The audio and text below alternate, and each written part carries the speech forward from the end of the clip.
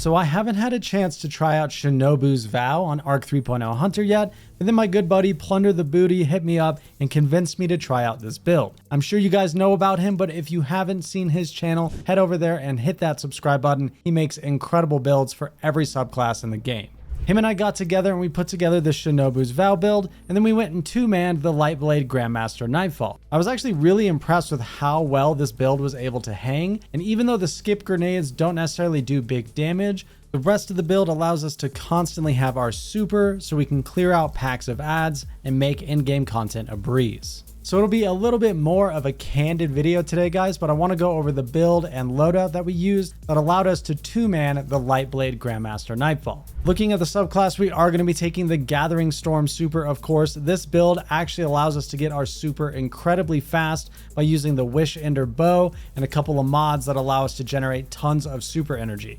You can see in some of the gameplay in the first room, we were actually both able to get our supers twice. So we had a total of 4 supers in the first room alone. This makes it really easy to kill some of those bigger, more troublesome ads. If a champion's giving you trouble, or if some of those Lucent Hive and some of these Nightfalls are hard to kill, you can just toss your super at them and not worry about it because you'll get it back so quickly. We are using Gambler's Dodge to get our melee back. It's not so much a big part of the build. You can use whichever dodge you want.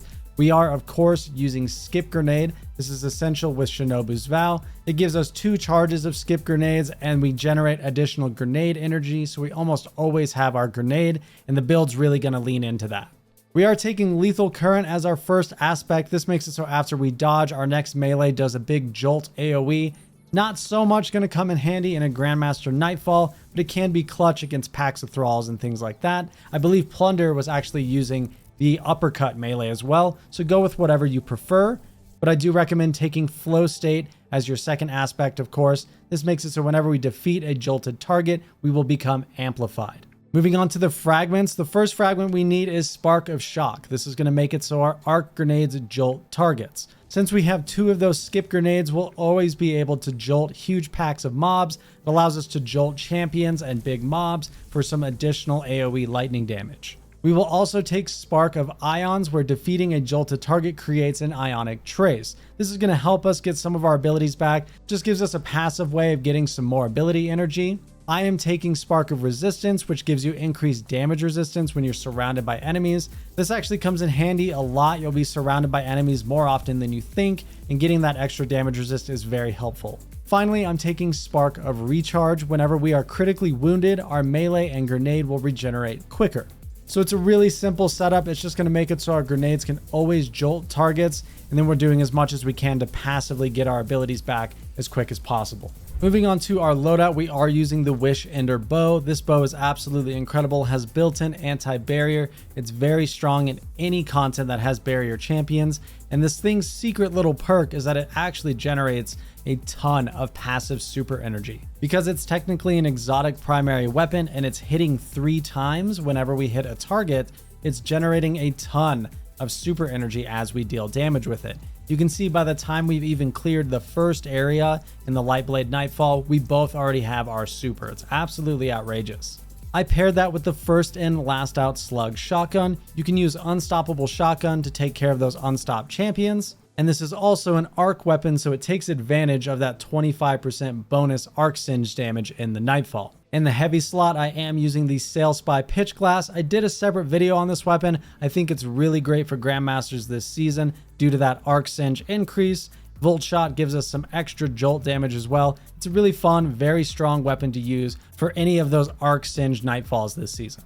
Moving on to our mods, the first mod we're going to take is Elemental Ordnance. This is going to allow us to create an arc elemental well whenever we get a grenade kill with those skip grenades. Now the only downside is that the jolt damage from our grenades doesn't proc Elemental Ordnance. You have to actually get the kill with the grenade itself, which is more doable than you might think when all of the skips hit the same target, but just something to keep in mind. We will also take Elemental Charge. This is going to make it so we get charged with light whenever we pick up those elemental wells. In my head slot, I'm also taking Ashes to Assets. That's going to give us extra super energy when we get grenade kills. That lends itself to us being able to get our super so quickly because we're using Shinobu's Vow. We have 2 grenades. We're always able to use one of them, so we'll be generating a ton of extra super energy this way. And for the rest of our mods, we're just taking Firepower.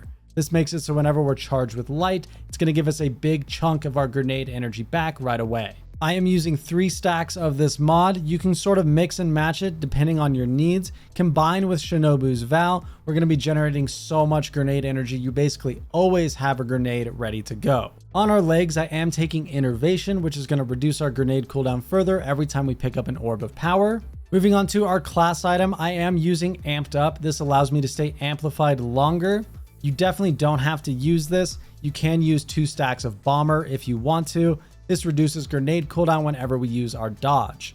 If you're doing any content that has overload champions, you can easily equip surge detonators so that now all of our skip grenades will also stun overload champions. For your stats, you will want to aim for 100 resilience. That should be your first target. That's going to give you the most survivability, allow you to take some additional damage in that high-end content. And then I recommend 100 discipline, just going to make the whole build more consistent, making sure you always have one of those skip grenades ready to go. Now, I know Shinobu's Vow may not be the first exotic you think of when you think of a Grandmaster Nightfall build, but it's a lot stronger than you might think. You can definitely use something like Star Eater Scales. That's very powerful. We did a build on that earlier in the season, but if you die or you're not able to get those orbs, it's pretty useless. Shinobu's Vow gives us a great way to shut down packs of ads. It allows us to do a lot of extra jolt damage. And in this example, it's really feeding into giving us our super as quick as possible. We can be throwing out our super left and right.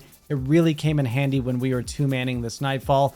Anytime there was a big mob in front of us, we could toss our super and not have to worry about getting it back. Just a quick setup. Hadn't had a chance to try out this exotic. Wanted to share the build with you because I was actually surprised at how well it performed in doing low man, high tier content like the Lightblade Grandmaster. Definitely a more candid video today, guys. No script for this one, so I just went off the cuff. If you enjoyed it, do me a favor, leave a like down below, smash that subscribe button. There is a dim loadout link down in the description, so check it out, give it a shot, and let me know what you think.